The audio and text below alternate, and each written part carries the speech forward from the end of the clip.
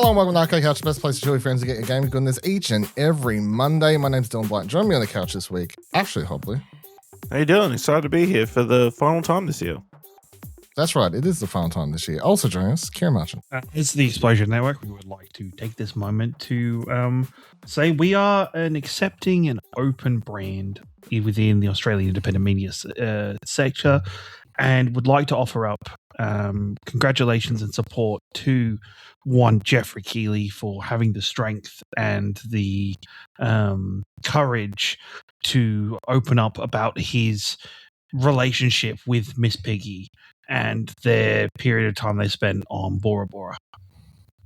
I don't know. I feel like it was sprung on him, so it was very forced. I don't know if he freely brought the information forward. He had the strength to really own up to. I mean, he didn't shoot it down, but he didn't. He did not. When she really give up his.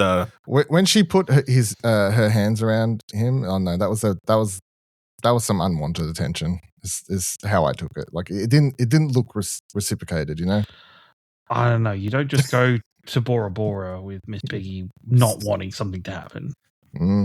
So there's something about Jeff Keighley's obsession with the Muppets that just reminds me of Quentin Tarantino with feet. Here's the great. My imagination is in the pre-show or in the writers' room for it. I want to be like Jeff was there. Hey guys, Muppets are back this year. I need this. The one segment I need in the show is for it to somehow come out that I fucked Miss Piggy. I need it to happen. It's a non-negotiable. And he got his wish, and we support him for that. Very good. So finally, my fan fiction's out there. Yeah. So this week we are talking the Game Awards. If you didn't gather that, and you're just like, why are they talking about Miss Piggy fucking Jeff Keighley? So we're talking about the Game Awards show, of course. This is also heads up. This is the final episode of Arcade Couch for this year. For Ash wants me to clarify again, we will be back. Do I have the date here in front of me? I probably don't. I'll give you the date at the end of the episode. There you go. I'll work it out between. But yeah, final episode for this year. So we'll be going over the Game Awards. What order do you want to do this? We can go through, I'll get your overall thoughts on the show in a second, but then do you want to go the reveals, trailers stuff first, and then discuss the winners and stuff, or do you want to do that first? I mean, it's not too difficult to talk about the winners. It was all one game, right? Well, yeah, pretty much. All right, I'll do that first. But overall thoughts on this year's show, Ash? Yeah, solid. I think the show ran together pretty well. Maybe there was obviously we'll probably discuss it later, a bit of a letdown with the final reveal that maybe kind of cut the momentum of the show.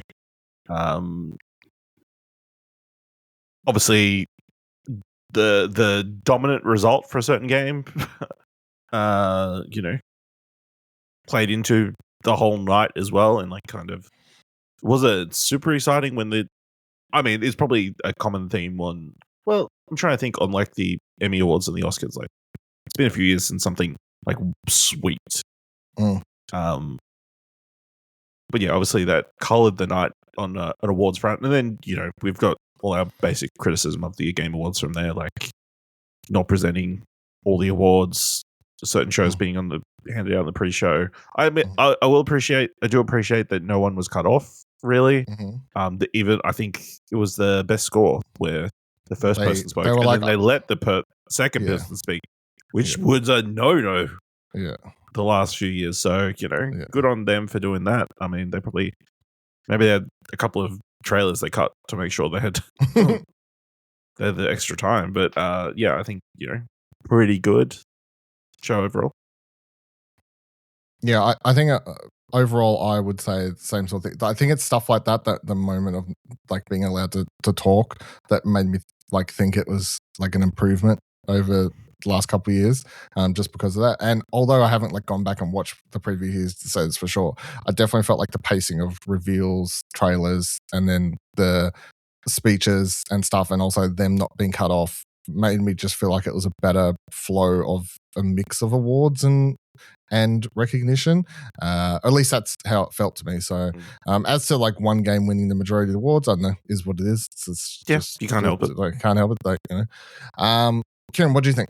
Yeah, much the same. I think this might be for the first 3 quarters of the show. I think we're very easily my favorite set of the Game Awards in terms of the reveals, the awards, everything. I just think, and we'll probably, as Ash mentioned, like, we'll discuss it later, but like, I feel like Jeff's selection for the big reveal at the end of the show, and once again, don't know if leaks have fucked him over or if other choices that he's made has fucked him over in this, but not having a big reveal at the end of the Video Game Awards kind of takes away from the Game of the Year award. Because you watch High Guard, you watch the cinematic, you kind of go, oh, that's kind of a little disappointing. That's, and then you kind of sit throughout that Game of the Year speech going, is there going to be a one more thing?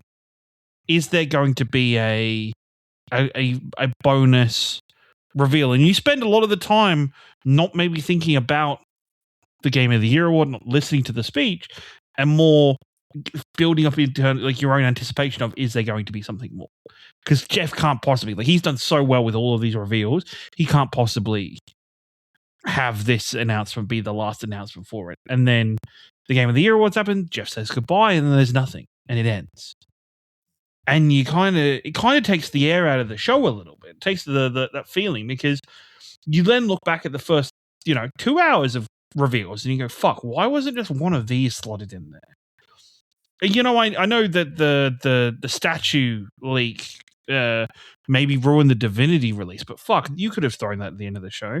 You didn't have to announce that Lara Croft was getting games revealed in this show. You could have kept that for the last thing of the show. I think there's so many different announcements. Like, fuck, you didn't have to lead with Fate of the Old Republic. You could have had that opener that was fucking insane that everybody had the big oh my god moment to. Could have had that been the second last moment, like the last reveal until the speech. Like, I just feel like the end of the show, and this has been a running theme now for maybe 3 or 4 years, Jeff just doesn't stick the landing. I do feel like sometimes the end of the show is money. Like, there's reasons things are in certain places. I think that's pretty clear with this year. Yeah. So that's what I think leads to a lot of it. As to, I would say also, I don't feel the same sort of thing, I guess, because I think by the time the win happens and the team all look so happy up there on stage, and then the whatever starts coming, bubble balloons start flying from the end. I'm like, oh, that's good. Like, I'm glad it ends with the recognition and rather than a trailer. I'm happy it ends with that. Like, that's probably not my point. I just think the reveal before that happens should be just as big a moment to make that feel like a grand moment. To feel at least like it wasn't Vin Diesel with a Fast and Furious game or something. Yeah, exactly. Oh dear. All right, so let's run through the awards here. So I've got them sort of reverse order as the list on the website. Also, I put in here the Game Changer Award went to Girls Make Games this year. Obviously, that's just a what do you call it? An honorable award. But that was very cool. I thought that was a good segment with Felicia Day up there on stage. And stuff. Clearly, they're obviously they've cut this Future Class thing that they've been doing the last several years after last year they all turned on Jeff last year. Yeah, so. And now he's just. I think it's easier for him to just spotlight one organization that's doing stuff for people in games.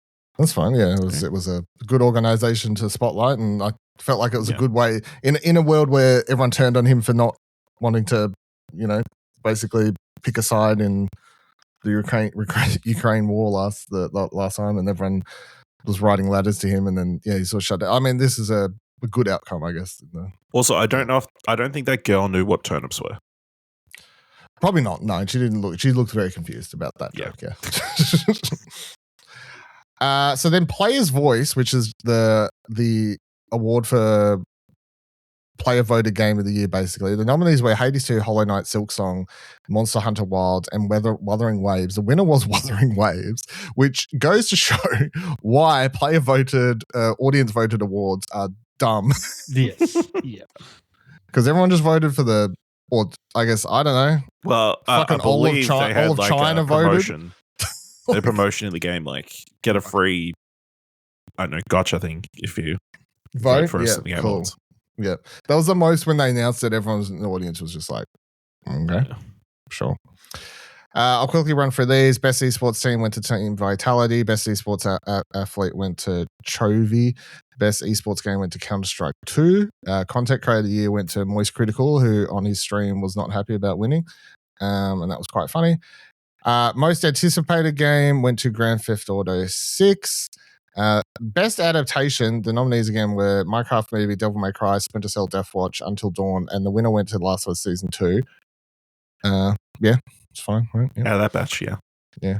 Best multiplayer game was Arc Raiders, which the whole time I was thinking, when they're walking up on stage, I just kept looking at the voice actors sitting there near the front and just going, are they death staring them? Because it kind of looks like they're just death staring. Like, they're like, get up and they're like, but also it was just so awkward to me, and maybe it's just me, but when they're up there and they're like, you know, they said something along the lines of, you know, it takes a massive team to make a project like this and involves all arms of different production, but you know, like something like that. I'm like, apart from voice actors, but you know, like it's a bit weird, but sure. Best sports racing game went to Mario Kart World. Best sim strategy game went to Final Fantasy Tactics: The Ivalice Chronicles. Best family game went to Donkey Kong Bonanza.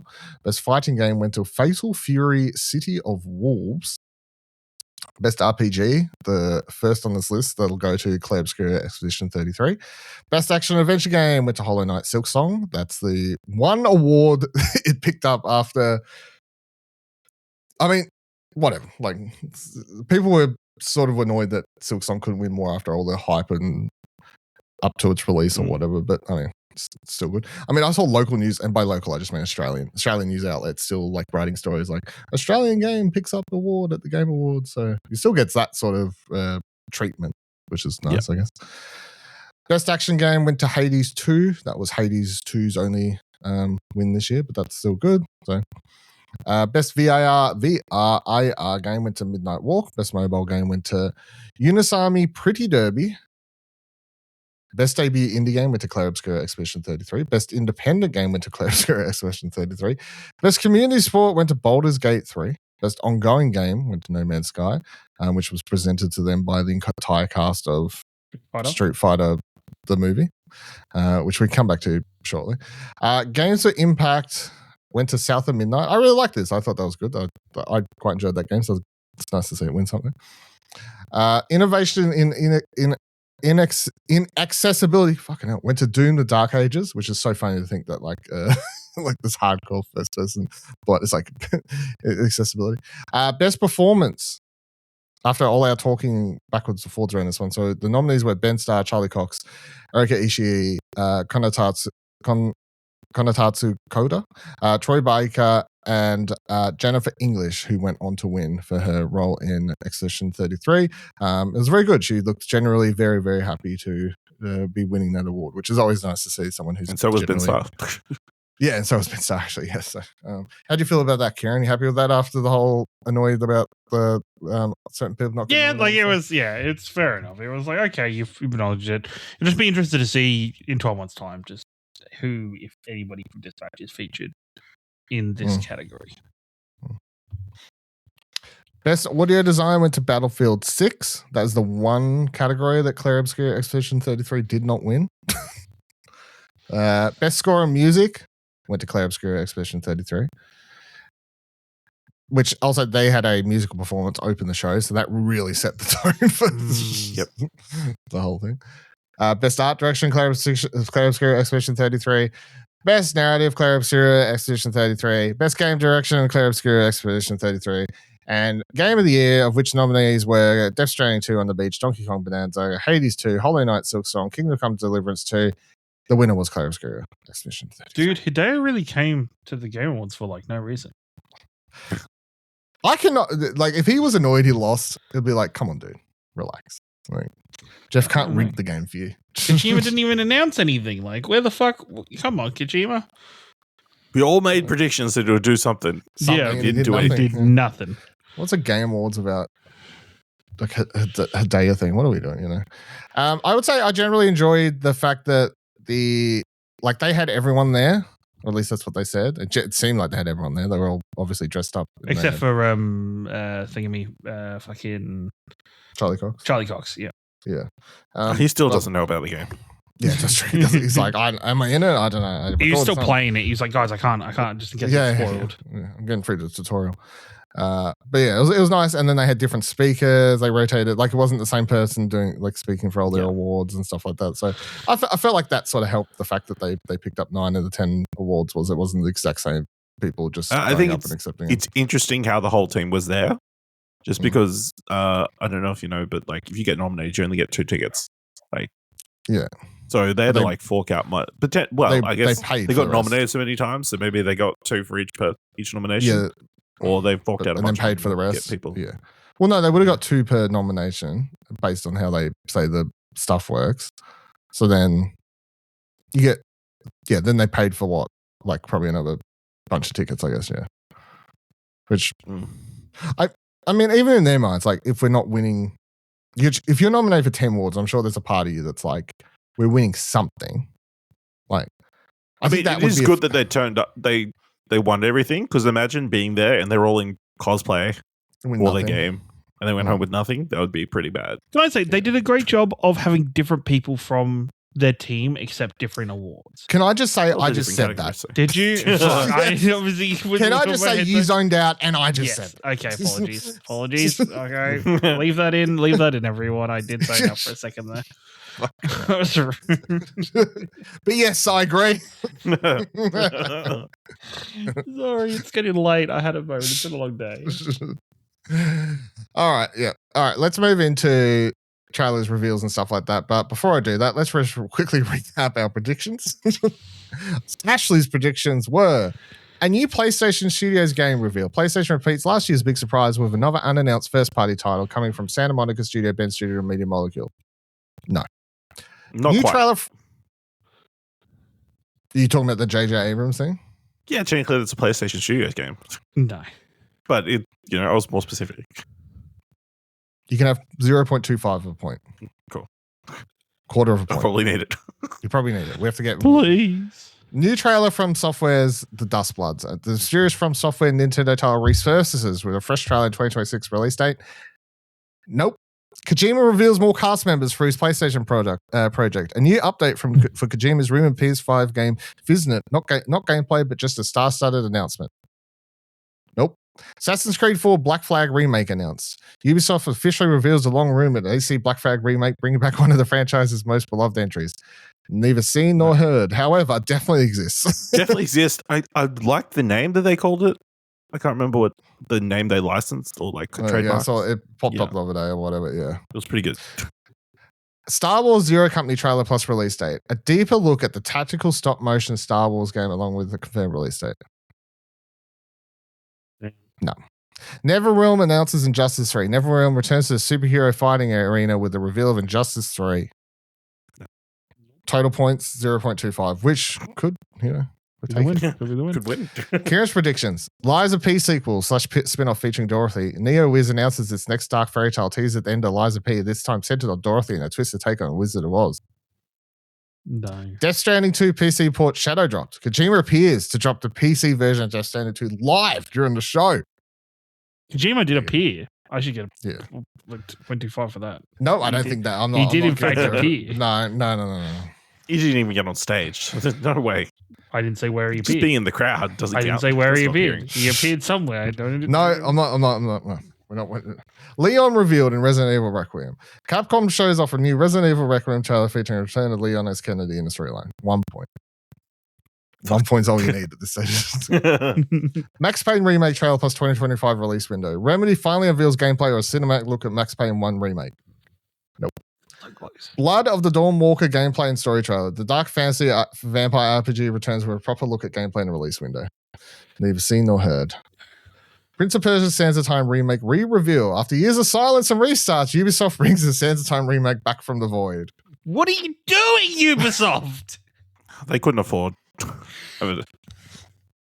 Kieran leading with 1 point Yes. to Ash's 0.25.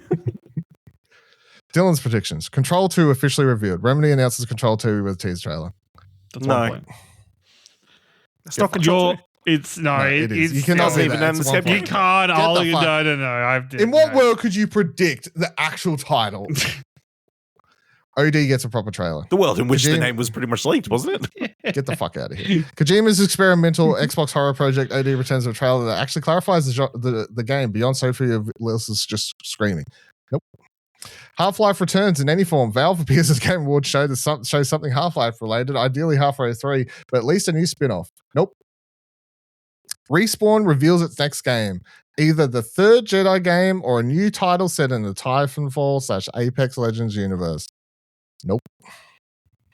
Early Witcher 4 trailer that includes gameplay. CD Projekt Red shares a new early trailer for The Witcher 4 featuring brief gameplay snippets rather than just engine stuff. Nope.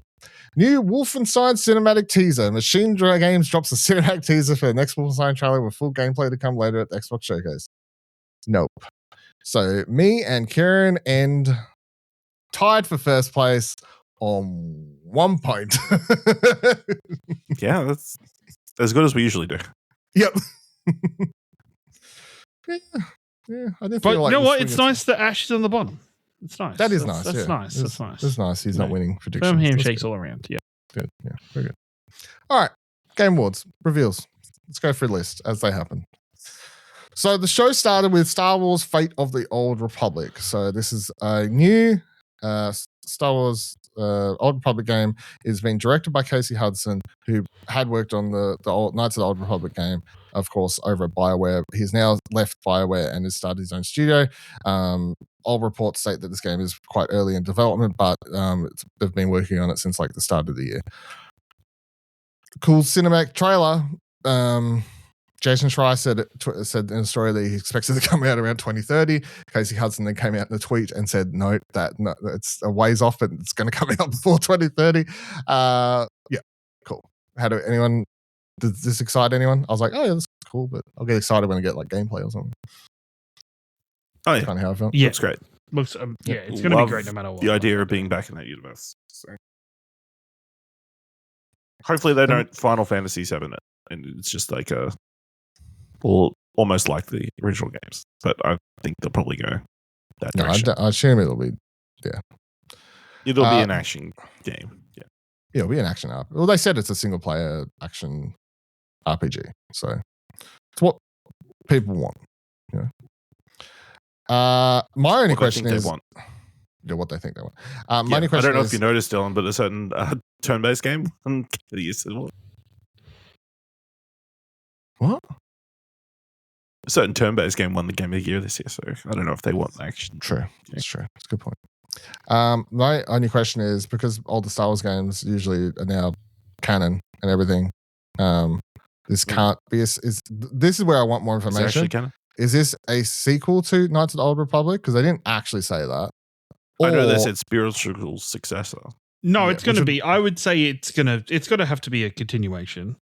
Well, it can't be because that game's not considered canon to Star Wars. But It's- does I the think game have to the Currently, key things are Disney's probably the canon. Lucasfilm's whole thing is everything's, they don't do They don't release non-canon stuff anymore. unless it's just a Except fuck Visions. around like Unless they do, because they've done it with other properties where they will retroactively make Knights of the Republic canon through this. I don't think they would because there's too much in that doesn't actually. I don't Makes think it'll sense. be like exactly the same. I don't think it'll be one for one, but I think they'll there's a chance they'll make Revan canon and stuff like that through it. If they did, that would, yeah. I think a lot of people would be upset if this had no correlation or nothing, no throwbacks or through lines to things that occurred during. I'm going to say this has nothing to do with Knights of the Old Republic is where I'm going to go. I'm going to go that whether or not it annoys everyone or not, I'm going to say this is just it's a new Old Republic game. It's a new story. And there's two reasons. The main reason that I think that's a good thing is nothing to do with it being making sure it's canon and everything, but solely because there are going to be so many people that have not played that game. So just treat it as its new thing. Mm. If people start throwing around that it's part of you've got to play 2 other games from 20 plus years ago, whatever, to enjoy. You don't this. know, the remake might finally come out before. Yeah, sure. This comes Yeah, out. right. Also, how can it be canon if you'll likely have multiple endings? There's just certain like the Revan stuff and whatever else that's mentioned, and Revan being a Sith and all that kind of stuff. Yeah, and all that sort of stuff. But the game can't actually be canon because because you got choices and stuff. You've got choices and stuff. Yeah, it's the background lore stuff that I'm thinking about. Yeah, we shall see then. All right, so then we got a trailer for Divinity, or at least that's what it's just been called now. It's obviously it's the third Divinity game that Larian is doing. They're calling it the largest game they've done, larger than Baldur's Gate 3. And it had a completely bonkers, insane trailer that I loved. It reminded me of like when they'd play like Hellblade trailers during the Game Awards, like some of those early ones where it'd just be like loud and crazy, and you're like, what the fuck is this? And like just like it just stood out amongst everything like that. But I thought this was great. I thought, like, I don't really know what the fuck's going on, to be honest, but it was cool is what I would say. Ash, what do you think? I mean, it was a cool way to a definitely attention grabbing way to announce your next project, and like definitely got a lot of eyes on it. Like it was definitely memorable. That's what you need. But other than that, we know barely anything about the game. Other than obviously, it's going to be big. It's going to be a Larian game. So that Divinity universe, I don't know how much it's going to be tied to the other stuff. Not at all, apparently. Probably not very much, other than maybe it's that type of a game, a turn-based, Oh, it'll be that in that, yeah. Other than that, don't know. Excited to find out. Kieran, I think this trailer has now shown and proven that thanks to Baldur's Gate 3, Larian Studios is now in that upper echelon of video game studios, like Rockstar, CD Projekt Red, at one point Bethesda not so much anymore, where you can do whatever the fuck you want and people will thank you for it. Because can you remember a trailer that leads pretty much the leading major trailer, other than the teaser for Fate, in a Game Awards that featured visual, in-depth looks at a man being burnt alive, people fucking, people flagellating themselves, people doing lots of fucked up shit, lots of blood, lots of gore. Like, this shit was like, to have this open, like, it was so insane. Like, there was a pan of the camera boy, and like in the videos, there's like visually, like you could see kids in the crowd, like you could see young people in the crowd when this trailer was fucking insane. I'm excited for Divinity. I'm excited for anything that Larian Studios do. I was just fascinated by, they are now officially treated like kind of with that reverence of the other aforementioned studios.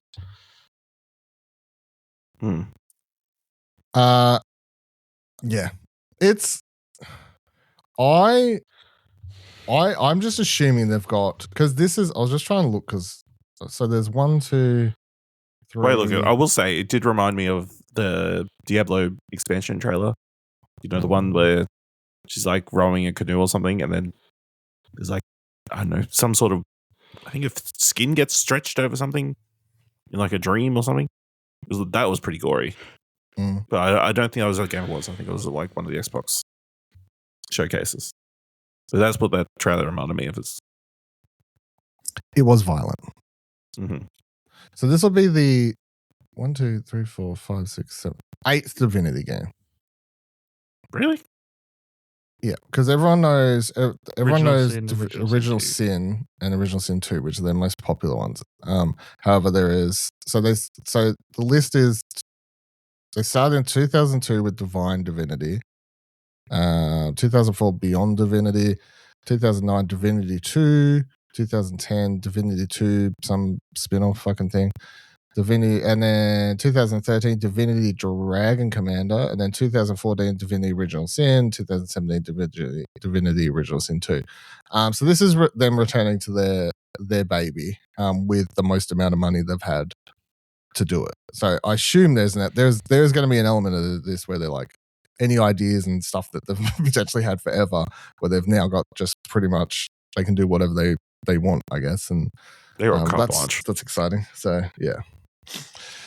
yeah, so I'm keen. I've only ever played like, I don't know, a few hours of Original Sin 2, I think. They're good games. So, yeah, really like the trailer though, because it was fucking wild. Then we got a trailer for Ontos, which is the next game from the Soma developers. This one is described as a spiritual successor. Also features Stellan Skarsgård in it. Very recognizable voice, of course. Kieran, do you know who Stellan Skarsgård is? Yeah, it's the guy he was in Andor and he was in Thor. He's the old man Skarsgård. He's the dad. Yes, correct. Yes, he's the dad, father of the Skarsgård dynasty. Yeah, Skarsgård dynasty. Yeah. He's the head of the Holy Trinity of Skarsgård. Yeah. Very good. I thought this looked like Soma, basically. So, which makes sense. 2XKO is coming to consoles in January. So the 2v2 League of Legends fighting games coming to consoles. Then we got our trailer for Resident Evil Requiem. Of course, revealing that Leon S. Kennedy is going to be in this game as one of the playable characters, it seems.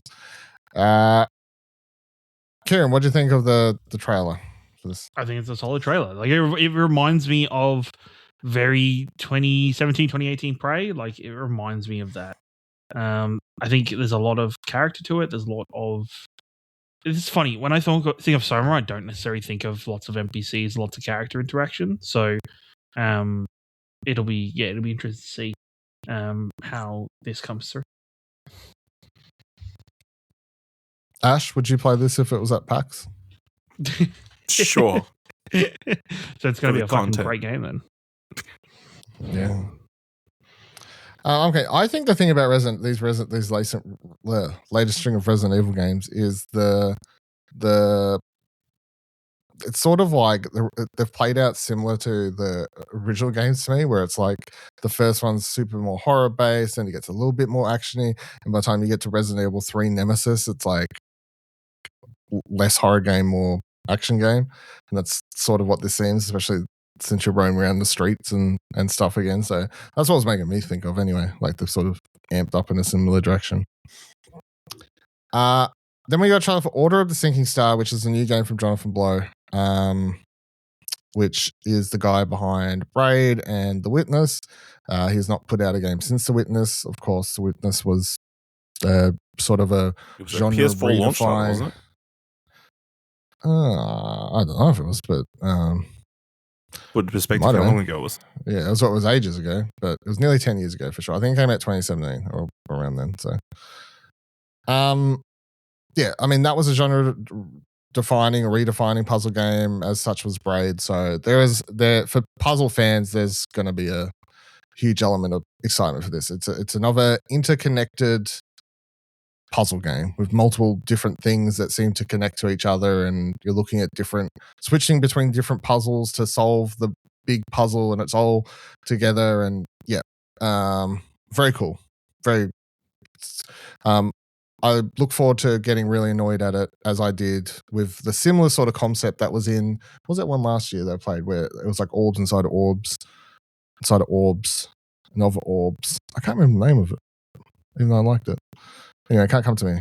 Anyway, that was like a puzzle game, but yeah, you had to like solve things in orbs, but sometimes you had to solve something in one orb and then take that orb, and anyway, someone knows what I'm talking about. Exodus got a trailer. So this trailer actually showed more of what this actual game is. It was revealed last year by Matthew McConaughey, and he was like, "I'm starring in this video game," and they didn't really show anything for it. Anyway, this is the game. That was awesome. So it looked pretty cool. Yeah, what'd you like about it? To be honest, there was a game of substance that it's so funny when you see these concept games. You see so much of it that you go, okay, what is this? What is this Mass Effect ass looking game? And then you see this, and it is a very Mass Effect ass looking game. Like I guess you see a lot more of the character to it. You see a lot more of the world design and the discovery. I'm not a big sci-fi fan, but and I guess it does help that it does lend from Mass Effect in a lot of ways. It seems to. So it's exciting. It is a new IP, and I say so many ways to crave new IPs and to crave new styles of content, as we were recently talking about. That I'm fully in and fully excited to see more. All right. Ash, did you have any? There was a giant space bear. Very intriguing. Fair enough. We then got a trailer for Coven of the Chickenfoot, which is Wildfire Interactive's first game. This is headed up by Bruce Straley, who is, of course, ex-Naughty Dog, worked on a bunch of the Uncharted games, First Last of Us, everything like that. Left to start his own indie studio. Looks like a sort of... the art style stands out. It looks very cool and everything. But, there's several things that stand out about it. The fact you're playing as an old lady. Not only an old lady, which is just a character type that you would not normally see in video games, but also it's an old lady who has a chicken foot. She does. Chicken feet. Chicken feet, sorry. But this reminded me of sort of it looks like a platforming puzzle game, which is just obviously screams Last Guardian for obvious reasons. Yeah. So probably because they've both got feathers. Yes. Yeah. I'm very keen for this. This looked very, very cool, I thought. So and the creature looks cool. Yeah. Cool. Yeah, very distinct. Yeah. Then I got trailer for Warlock, which a teaser trailer, sorry for it. I will say, even though they showed nothing about this really, all they said is it's a game, it's coming in 2027, it's a single player based thing. I think the combination of the music, just something. I was watching a trailer, I can't remember what song it was, but I was like, that's a pretty badass teaser trailer. So, and Dungeons & Dragons games are usually shit. So they don't have a great track record. But Tool. Sorry, it was Tool, and that was Tool. Was it? Yeah, I remember just being like fucking banger song pick for the. Dude, my nerd life, my D&D fandom was going nuts because it's like, well, okay, it's a warlock. She's a hexblade warlock. It looks sick. Warlocks are so. Warlock? Pardon? What's a hexblade warlock? So they're like Ford from Critical Role. So their warlock kind of class and identity is very much featured around the sword or the magical weapon that they're bound to, as part of their pact with their whatever kind of being is granting them their powers. And I think that's where the most interesting side of the warlock comes in a storytelling point of view at large is this otherworldly being with their own intentions and with their own desires giving you this power, and the character's kind of own role of how they accept that, or if they don't accept that, do they move away from it? Do they go into it? Like it's such a dynamic that is so interesting and so exciting to see play out in potentially in a video game format. Hope it's good. Then we got obviously my favorite reveal of the show, which was Control Resonant, the follow-up to Control, although it's not named Control 2. So this time you'll be playing as Dylan Faden, spelled Dylan, the correct way, which is a character from the original Control. However, in that game, he was viewed more of a antagonist role, kinda. He is the brother of Jesse Faden, who is the protagonist of the first game.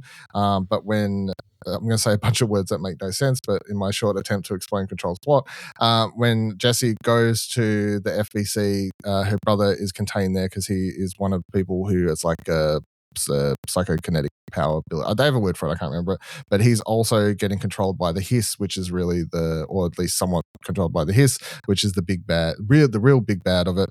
But because of that, and because she's trying to stop the Hiss, the two siblings don't see eye to eye during the game's events, and he's one of the last boss fights in the game. And when you defeat him, he is knocked unconscious, and they pretty much say they're not going to be sure if he will ever wake up. However, in the post-game stuff, it's sort of like, it's funny to think back now that they sort of set this up, because he was bold throughout the whole game. But when you finish the game and if you go visit him in his cell block, and by visit I mean just go see his non-awake body. After it's like implied the post game stuff like skips ahead some time because he's like started to grow the longer hair and stuff that you see in the trailer for this and stuff. So in this, at least I haven't had chance to. I'm sure someone's done a YouTube video that I'll go happily watch as like breaking down some more stuff. So I will be doing that probably tonight or tomorrow because I'm keen to see what details people have picked up. But from me, it pretty much seems like there's a few parts where it seems that I can't remember the name of it either, so it's fucking too many things. But there's an entity that the two of them came across when they were children. Jesse and Dylan both came across. Polaris? It's Polaris or Polaris. Yeah, it's definitely something like that. It's Polaris. I already know because I've started replaying Control. Very good, thank you. Okay, very good. Okay, yeah. So they talk to this thing called Polaris, which is basically the thing that talks to, like, Jesse has a psychic link to it, and that's a being or like an entity thing that talks to her and leads her to the FBC. In this, it seems that it's also now talking to Dylan, and it's, I guess, implied in the trailer that a bunch of things have escaped because you see the building like burst out, the FBC building. And it seems like a bunch of stuff have taken over. I think it's Manhattan is where the game's set, but have burst out. So I guess Dylan's, for whatever, and his sister's not there. So I guess potentially I think you read the synopsis, it said she's gone missing. So I guess either she's gone out while he's been out to maybe try and look after and save the city, or maybe she got kidnapped. I don't know, but he's there. Looks very Control. However, the big change, at least in a little bit of gameplay they showed in the trailer, is that this will be like a more melee-based combat game instead of whereas Jessie used guns and her abilities were all ranged attacks and stuff, whereas he's got this up close fighting style with his weapon that seems to transform into hammers and stuff like that. All I know is it's obviously one of my currently, I don't know, I'd have to look at the list, but obviously one of my most anticipated for next year. I love these Remedy games.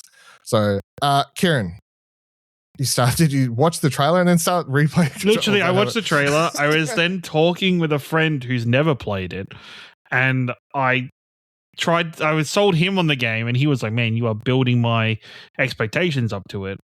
And then I went, you know what? Fuck it. Quickly looked at Steam. The game was $6. I bought a copy for myself. I bought a copy for him, and re-downloaded it and started playing it. And because I was like, man, I've got my 4K monitor for my PC. I've got a fucking great graphics card. Like, I can fucking just crank all this shit up to maximum and have all the pretty ray tracing and play the game. And yeah, it's a very ray traced game. It is 100%. So. But to see this, it's so interesting to see the contrast between the gameplay that they're already doing with Dylan having this melee weapon, where Jesse's thing is this gun, this pistol, this ranged weapon. So they already have that shift in dynamic for them to change the rhythm of the gameplay. I'm so excited to see them use and play around with the supernatural abilities that we do in Control, but then also to have this other aspect, this giant sword that can turn into a hammer, and what other like weapons will it turn into? I'm just very excited to see. Did you ever finish it? Yeah, I finished Control. Okay. Yeah, 100%. Yeah. Sometimes I have to check because you're a 99% of the time you're a 3/4 boy. Yeah, I'm a 3/4 boy. No. I 100% finished Control. Yeah, definitely. Ash, you never played it. How'd this look for you? Did it make you care about playing it at all? Does it still look too scary for you? No, it looks cool, but I'm not like suddenly going to pick up Control. I'm happy for you guys.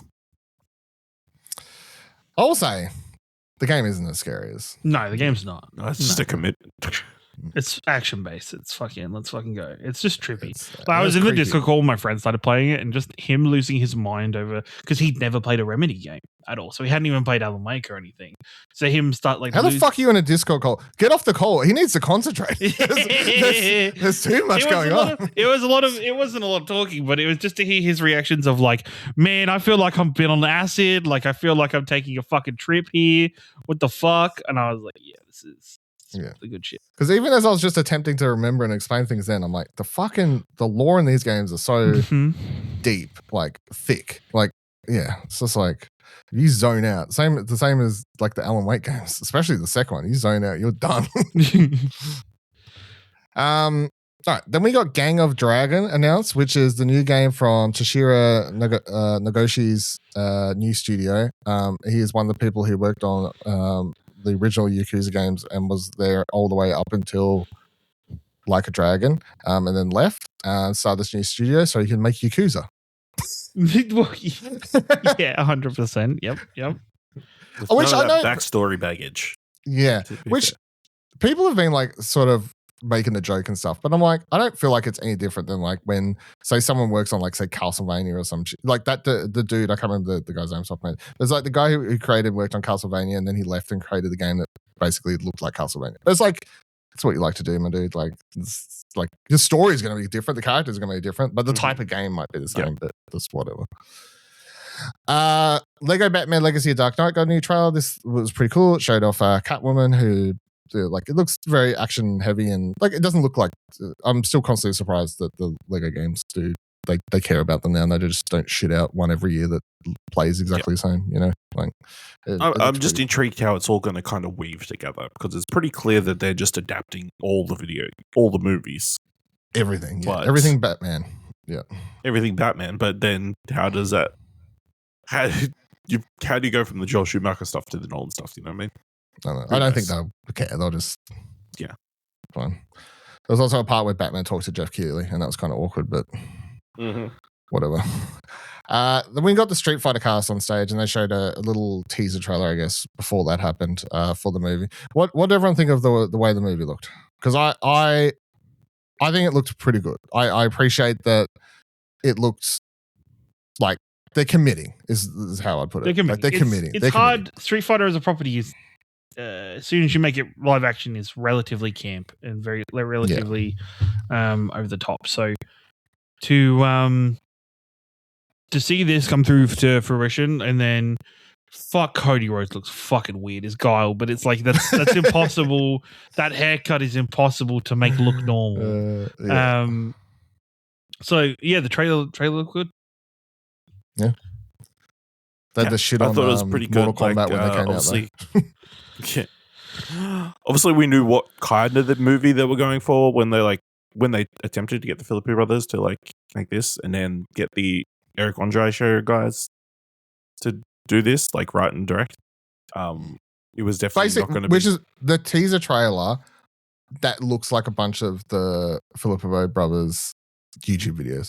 Like, that's the type of wild shit they used to just film in their backyard. Yeah, on the Raka Raka YouTube channel. So yeah, so they're definitely, I don't know, going a little bit tongue in cheek, kind of like a bit on the inside of the joke kind of thing. So, like with the beating up the car and all that kind of stuff. So yeah. I mean, I think I don't know. It just kind of feels like the thing we're going for is trying to bring the characters as close to real life as humanly possible, and with the biggest possible stars that we can get. So yeah. I mean, I think, like, I agree Cody Rhodes' haircut looks crazy, but it's like, it's close. Like, their haircut's just always going to look crazy. But I think there's like, they're committed to the costumes, they're committed to the characters. And I think, like, you just commit to the world, right? The movie starts and it's like, this is a weird world and this is what we're doing. The only one that I was like, this is a weird way, like, I feel like they didn't commit far enough, was actually with Roman Reigns.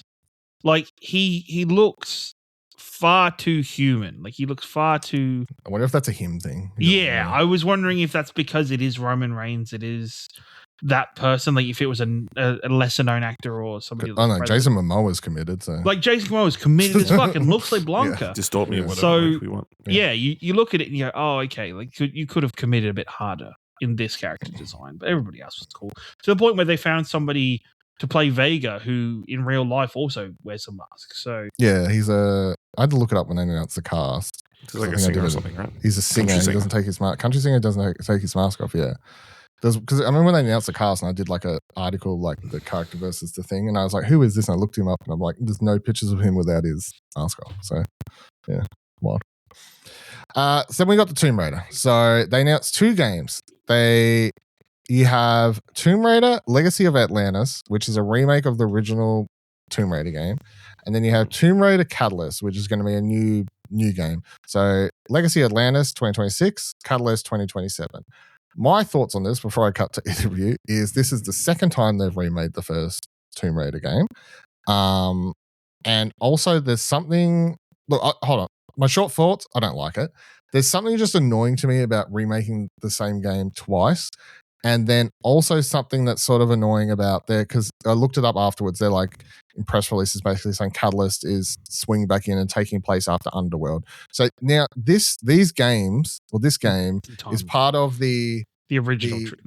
Not the original. They called it the Legacy Trilogy, which was just before they did the reboot Tomb Raider game. So those games where they did Tomb Raider Legacy, which was a game which I love those games, but I thought this was before because Underworld is part of the old timeline.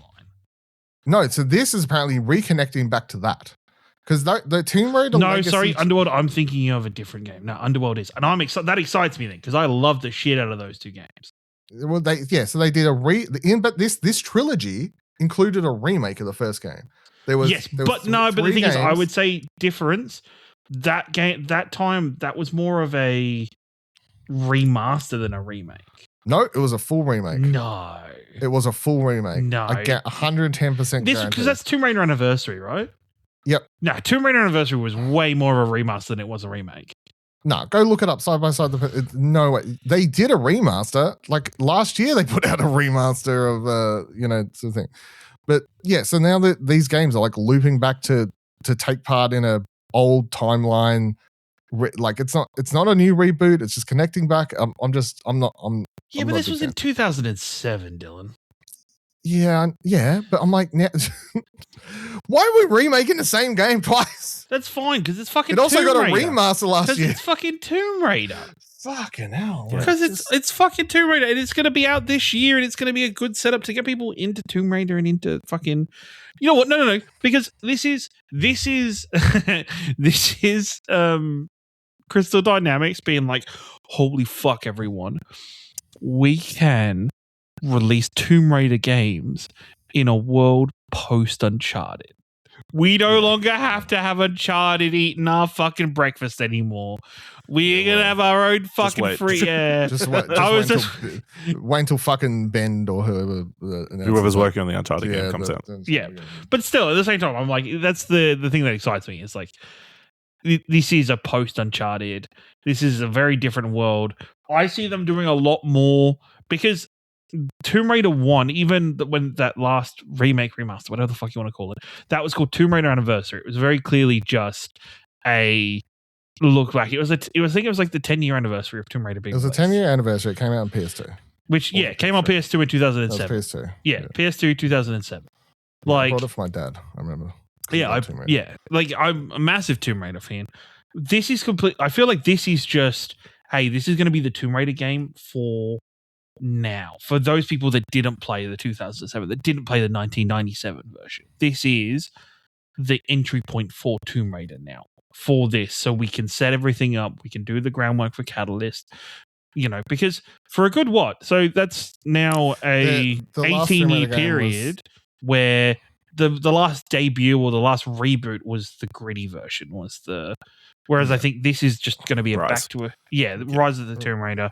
This was going to be back to that gritty version. This will be back to the original Tomb Raider without the need to. They'll probably still be involved that gritty stuff, but it's not going to be the. I mean, it doesn't look like it. It just looks I think maybe the deaths. I think the deaths will still be involved. I think the Tomb, like Lara Croft, you fucking up and Lara Croft dying, that's always had some kind of element in Tomb Raider. I think it'll be even more of a case now, but I think that'll be the only touchstone of those games.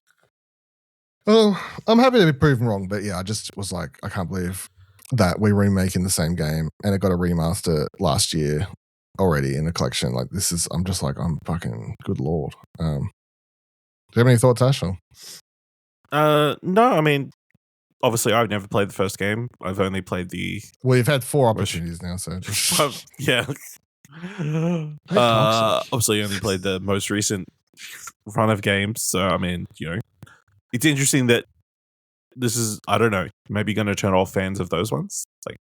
It's like because obviously it is going away from at least survival. It's the kind of thing that the more recent games have done to more of the arcadey. Well, I mean, even the more recent ones, like obviously they were more like you entered like big, large open areas, and like interconnected stuff. Like this looks like it's going back to just the more old, much more linear level design, with puzzles and stuff to solve between. Because even the last few games, obviously, all the puzzles were optional. Like the if you entered somewhere and it was actually a puzzle room, it's like, oh, you can solve this if you want, but you don't need to for the story. This is there's something extra. So, good on Crystal Dynamics getting to work.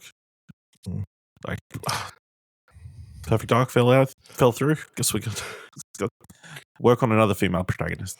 Well, they got that Amazon money over there, now. Yeah. So. Forest 3 got announced. I don't know anything about these games other than they exist, so I don't really have any thoughts. It's another survival game. Pick and choose your flavor. This is just more of a. Generally, it's a plane crash and there's cannibals involved. Yeah. Hell yeah. Yeah. My favorite genre. Invincible Verse got a new trailer saying that it's coming out April 30th now. Robert Kirkman got into a fight. Then we got a trailer. I didn't realize this wasn't tied into the show. It's like from the comics. Yeah. Even though Rexplode sounded exactly like Jason. I assume they just have the same voice cast. No, they don't. I don't think they do. No, different voice cast.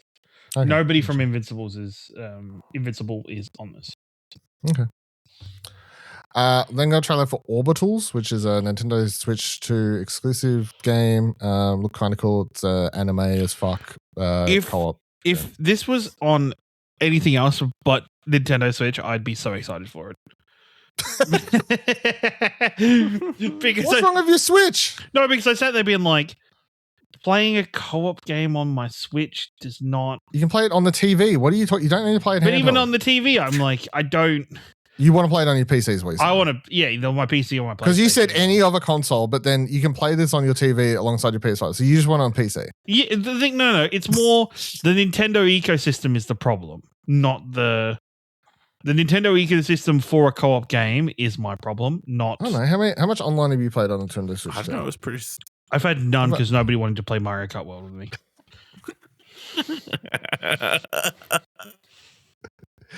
Wow. Hey, well, when you want to put that belt up, you know what I mean? Oh, I tried. No, I fucking tried. I tried to. I was like, the moment I revealed I had a Switch, it was like fucking nothing. All right, we'll organize put that belt up. You'll get thrashed by some random. I don't want to. Mario Kart World is not the game to put up that belt anymore. We can organize some. They don't even touch the track anymore. Fucking kids 6, 7ing all over the place. Yeah, that's my fucking problem. 7. 8, 9. Then we got a trailer for Diablo 4 Lord of Hatred, which I like solely because the part where it was like, you streamer fucks content creators, fucking Shroud fuckers. Whatever. Mm-hmm. I was like, that's pretty cool. I mean, all in all, it's a Blizzard cinematic trailer, so it's pretty cool trailer. It was a pretty hype trailer. Yeah. Paladins are pretty cool. Yeah, so. Marvel Rivals is getting Deadpool on January 16th. This trailer was fucking hype. I'm sort of over Deadpool. Trailer? No, because the trailer, it wasn't necessarily just the Deadpool. It was also that there was also Devil Saw, Frog Thor, and I can't remember her name, but like the character revealed at the end. Like the Rogue, wasn't it? No. It's she's a huntress. I can't remember her actual name, but she's like a different minor character that she'll be like the other character released that same season as Deadpool. Okay. Which generally characters shown in a Rivals trailer are characters that they're going to be looking to incorporate into the game. So it was just like the Captain America werewolf is now a skin in the game that's just been released. It's just exciting. Then got our new look at 007 First Light, where it was revealed that Lenny Kravitz will be playing the villain in the game named Barma. Well, the villain of one section. He's not like the whole villain. He's a villain.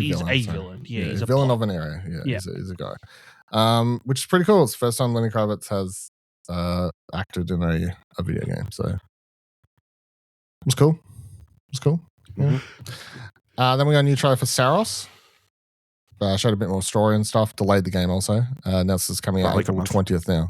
so much. So whatever, we shall survive. But shout out to Rahul up on stage. Look at him go. Look at that guy go. Then got a trailer for No Law, which is the next game from the developers of The Ascent, in which they're making another game that's set in a cyberpunk-looking world. However, where The Ascent was a like a like top-down isometric sort of making your way up this tower sort of cyberpunk game. This just looks like their own version of Cyberpunk 2077. So that's cool. But I don't know. It might come out and play and work. So that would really separate them, I feel.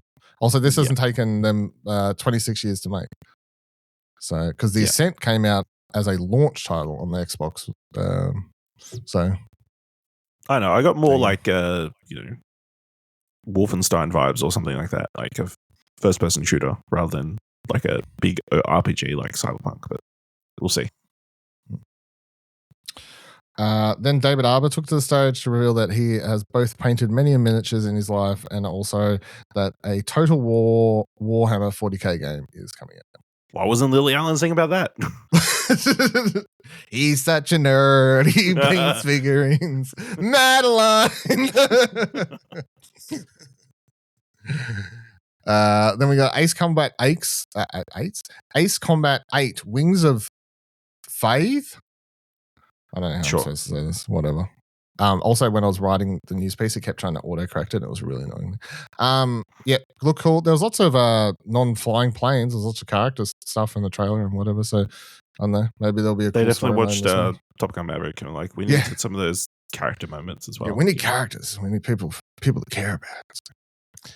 Star Wars Galactic Racer got announced. So this is a new Star Wars racing game coming from a new team at Fuse Games, which is made up of mostly ex-Criterion devs, which is pretty good caliber for a racing game, especially one where you're going to be going pretty fucking fast, as this seems. So I'm pretty keen for this. This looks cool. It's going to be Burnout with pod racers and speeders and fucking Sebulba. It's going to be great. Yep. Yeah. I want to see how in depth it goes. Can you build your own thing to race in? What are the specs? Pod? I will. Yeah. The thing is, Criterion is in the past has always been, here is your model of a vehicle and here is the specs to go with it. There's not maybe you can customize it. Yeah, I mean, is it going to unlock some skins? Plot? Doubt it. You can have your alien driver. You can do. I'll probably customize. Maybe customize. No, you'd be Sebulba will be a character in the game, but a character you're racing against. Yeah, or he's running the thing. Yeah, but story I expect minimal, but I'm fine with that. Like if it plays good, that's all I really want. Like no one played Burnout or any those games for stories.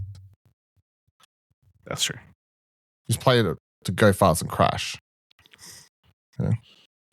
Out of the World's got a new trailer. So this is co-op game in which you play as it's like everything's handcrafted and your characters can't talk to each other, but you can talk on Discord, so it's fine. When you imagine what they're saying. Yeah. Phantom Blade Zero got a new trailer and finally a release date. This game has been has got so many trailers over the years. Remember talking about this on the defunct Platinum Explosive podcast many a times since it's released. Comes out September 2026. But basically this, instead of like previous trailers where it just showed like, I don't know, a little bit of combat, not much, like it definitely explained more that, it's this whole like phantom element and combination that's coming out between the characters. It also didn't look like a Souls-like, at least to me. I don't know. It could, but I think they've said previously, and we discussed it, that they said it's not a Souls-like. It's just an action game, like more Devil May Cry or some shit. So, unless that's changed, that's cool because there's enough Souls games. But if it's just a fast-paced action game, cool. What do you think, Ash? It looks like more of the same of all the trailers that we've gotten. So I mean, a little bit more backstory and that kind of stuff. Like cinematically, it was a pretty good trailer, but yeah, he drives a boat in this one. Oh, great! Don't forget the boat. Karen, what'd you think? The boat's really sold me on it. Good. It's a real big Well. upgrade. Oh, now Oh. boats sell you on stuff, but when we were talking about Skull and Bones, Wowee. Then we got Jeff built up a huge reveal, and none of us are fans, so it didn't work for any of us. Which that was for Mega Man Dual Override. Which to be then honest, didn't get a release date till 2027. Yeah, I think even for the people who are excited, I'm pretty sure getting 2027 at the end would have just sucked the air out of the room. So, is what it is. But I mean, it looked like Mega Man to me. Thing is, that Yes. trailer would have been so hype if it was a "Hey, this is coming next year" trailer, not a "Hey, this is 2 years away" trailer. that's what it needed to be. Yeah. You know, it definitely. I think because it just looks like another Mega Man game. That's what. Also, you know, and we've had like new entries in like arcadey kind of games, like the new Teenage Mutant Ninja Turtles and that kind of stuff that kind of look like it, but definitely feel like it's fresh. This did not feel fresh in any kind It just of way. looked, it looked slow as well. Which, it didn't look fast, Which I feel like is the thing you could do to make it feel modern. So yeah, I'll say I wasn't impressed. So I'll I'm sure, but you have to talk. We've got to plenty of time fan. Yeah. to impress me. We shall see. And then the show ended with the I guess controversial now as it's been built up with opinions, but a new free-to-play shooter coming from the creators of Apex Legends and Titanfall. It is coming out on January 27th, so at least it's got that element of, hey, we're announcing a brand new game that hasn't leaked and it's coming out in a month. That's kind of cool, at least. But it is another free-to-play shooter, which people are either sick of or like they've picked their poison at this point. I will say, at least it looks different because it is a like high fantasy game where people have guns and I don't know. Like also, I couldn't really based on the like you're riding around on horses and calling in I don't know machines to take down. So I couldn't figure out. It doesn't look like the objective is just. It doesn't look like a battle royale, and it doesn't look like the objective is just kill each other. It looked like there wasn't like, and I'm sure there will be some more in depth stuff they'll do between the game before the game releases to explain it. But it looks like it's objective based to at least separate it from the rest. Or it looks. I think there's something here.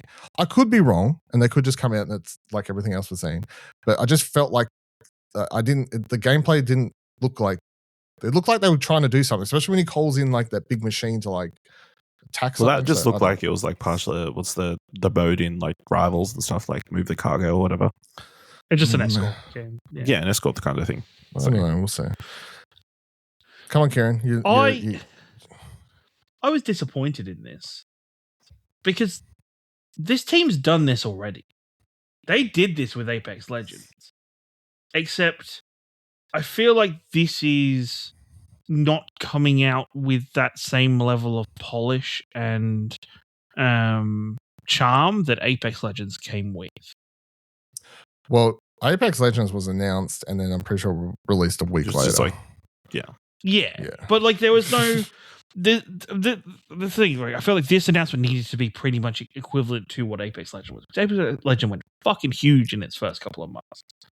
It was insane. But I just don't feel like this quite had, maybe it's polished, but then also I don't think it quite has its identity down pat. Like I just don't know if this game 100% either knows what it is or doesn't 100% know how to communicate very well what it is. And I think this is very much just going to be a ride and die on how it plays and how much the community invests into it. Yeah, I mean, it's a reveal trailer, so I don't want to. Thing is, you could say that, but it's a reveal trailer for a game that's out in about a month. Yeah. But to me, that just means that very quickly they got to follow up with a like in-depth gameplay video or something like explaining it better. And you got to do it like either like this week or because or like what the first week of January, like So, Ash, what do you think? Yeah, I mean, it looked like a bunch of other multiplayer games, I guess, like other than their setting and like the character design being kind of medieval feeling. It is hard to judge these multiplayer games because obviously it is just a cinematic for the most part, and we won't know until people actually play the game how it feels. And how competitive it is and that kind of stuff. Obviously, it being free to play, like everybody's going to give it a go, I think. And it coming out in January, I guess, gives it a lot of free space. There's not going to be a lot of like new game competition in January, so that's working for it. Yeah, I think also its placements in the show kind of lends itself to kind of the feeling of disappointment. It's got high Rey Mysterio, that Royal Rumble where yes, that is it. That is 100% it. It should have been Daniel Bryan. It should have been Half-Life, and it wasn't. It was this shit. It's like, yeah, so you would naturally kind of want to boo the game, because it's not what you wanted it to be. All your hopes of whatever that game that you wanted the final game to be fell on this, and it didn't quite live up to whatever it could have been. So naturally, there's going to be some resistance to it, I feel like. Even though I feel like they wanted this position in the show, just to like hype up the game as big as possible, which they need to like get that push leading up to it. So, yeah, I mean, it's really going to come down to how it launches and what opinions are of when the game actually comes out in like a month. So, yeah. I mean, yeah, I wasn't like blown away, but I'm also used to the last thing shown at the Game Awards at this point to not be something that's like, I think I've just learned over the years that quite often I think maybe because of how well this show was paced, I was optimistic towards the end of it. Well, last year was Intergalactic, so like that's fair. That was like, and then I believe maybe the year or the year before was Elden Ring. Like one of them was Elden Ring, wasn't it? Don't know. Because yeah, but I don't remember the ones that suck more than the ones that are good. Yeah, is the sad state of affairs. But yeah, I mean, I'm keen to find out more because obviously I really like Titanfall and Apex Legends. So why wouldn't I want to know more about the game? But I don't think like the trailer didn't blow me away. But I'm definitely like, okay, like please sit me down. Please tell me more about this project. Like I will listen. So. Any other thoughts or anything you want to quickly touch on before we wrap up for the year? Well, I did want to mention the surprise game of the show that was in the pre-show. Bradley the Badger. Oh, Bradley the Badger. Yeah, sorry, I don't have the pre-show list. Don't have the pre-show. But that did look like a banger. Yes, that's another platforming puzzle. Platformer, super meta. Transformer the shit.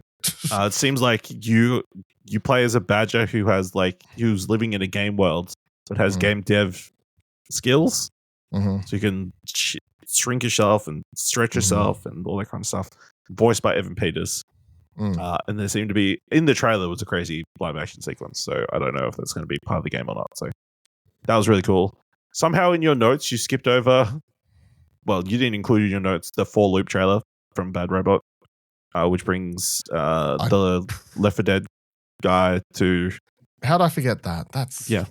How did I forget that game? It felt so like good. Helldivers crossed with Deathloop.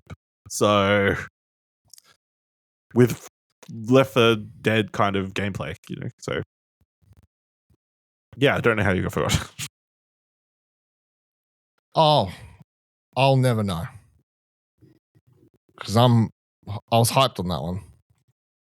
You don't seem. All right, before we wrap up quickly, what's everyone going to be playing over the next it's everyone's Christmas holiday break game? What are you trying to dive into? Mine's an easy list. Okay. Yeah, mine's going to be Control, Marvel Rivals, and Octopath Traveler 0. Okay. Yeah, okay. I'll be trying to finish. Where you got 0? Hold on. Where on you my got 0? PC, so that on my Steam Deck, yeah. On the Switch? Switch. No. Ash? Yeah, I'll be trying to finish Hades 2 and Ghost of Getaway before the end of the year. So, before we come back. I'll be collectively trying to finish every game that I started that I haven't finished this year, which is a massive pile, I feel. I'm going to try and pick it. And then all the other games that have been talked about that you haven't started. Yeah, we'll trying see. to get all as well. The other more recent thing I really want to try and play soon, though, is the controversial game Horses. I've already brought it and installed it. I need to play it, though. I don't know if you've been keeping up with that one, but it was banned from the Epic Game Store and banned from Steam. Oh, God, okay. So what for? Well, the thing is, so according, I mean, look, I don't want to spend too much time on it. Oh, is this the one with like pornography or something in it? No. So it's a game in which you go to a farm where people are like the people are pretending to be horses, like they're roaming around with like horse heads on them, basically something. I don't know. I'm gonna find out what the game's meta meaning for all this is, or do we just treat people like animals? I don't know. Let's find out. But apparently there was a part in an early build of the game where they submitted it to Steam like a couple of years ago for the first time, and it featured like there's characters because you can ride the horses in the game, right? You can ride them. You as a player can or whatever else. But there was a part where it featured a little girl riding one of the horses, and people took it as like Steam said no because it could be like kind of weird because it was a little girl. Yeah. They said that, but they wrote an article that said that they also in the new build of the game they've aged up old characters, so they got rid of old kids so that wouldn't be an issue. So everyone in the game, all characters on the farm that aren't horses are now like 20 plus or whatever like that. But Steam wouldn't go back on what they said, and then Epic's done it. It's very interesting to read about because it's not a particularly controversial developer. They've done some interesting weird games, but and from all accounts, if you Google the game, pretty much every article or anything you read about it, like it's very much like everyone's like on the side of the developer, not like, you know, like why is Steam and Epic banning this when they leave on all the anime porn shit and whatever else? Because this is just a case of someone trying to make some, like, obviously it's an artistic expression, which I'm keen to find out about playing the game myself. But like, it's not, they're not trying to make weird shit. Like, it's just like the game is weird. It's not, but they're not trying to make like weird pornographic shit. So, but yeah, so I picked that up on itch because that's the only place you can basically buy it at this point. Or somewhere like that. So, anyway, so I play that and catch up on some other stuff that I haven't finished. Metroid would be the other one. Obviously, I'm still playing through Metroid 4. I got to the desert finally. By the way, everyone, how was that? It's long and sprawling, but I don't hate it because this is how would I've radio taken help? No, don't care about radio because to me, here's how I've taken it. So the game's sort of broken up in this desert area to like a couple different areas, which are basically dungeons, I guess, or like they're the levels. And the desert, at least to me, is treated as like it's this long. It gives you time to like sort of slow down as you travel across it to between all the hecticness that was happening in the places. This motherfucker's shaking his head. He hasn't played the game, and he's going to Classic Dylan ending 2025, suckling on the teeth of old man Nintendo. What else is changing this year? Yeah, nothing at all. All right, they'll do it for this year. They'll do it for this week's pod. We will be back on the next. I just looked at the date and I was like, "Fucking!" Given the things we was just talking about, like, okay, between the cushions, it's like, of course, it's then. But anyway, the first episode that's coming back for Arca Couch is January 26th. No, it's not. We're pushing that back a week. So there's no way. If I come back up, there's no way. We're pushing that back a week, or it's going to be fucking recorded a week early. Yeah, I might just record it. Let's push it back. We'll just start in Feb. We'll start in Feb. Look out, because the date might get pushed a week. But anyway, it's not back until January 26th. Damn you, Foo Fighters. Or February 2nd is your more likely answer. Until then, have a good time, have a good rest. Check out explosionup.com. Of course, all of our best of 2025 coverage will start early January from the 12th onwards is when that is starting. Goodbye. See you next year. Enjoy your holidays. Goodbye.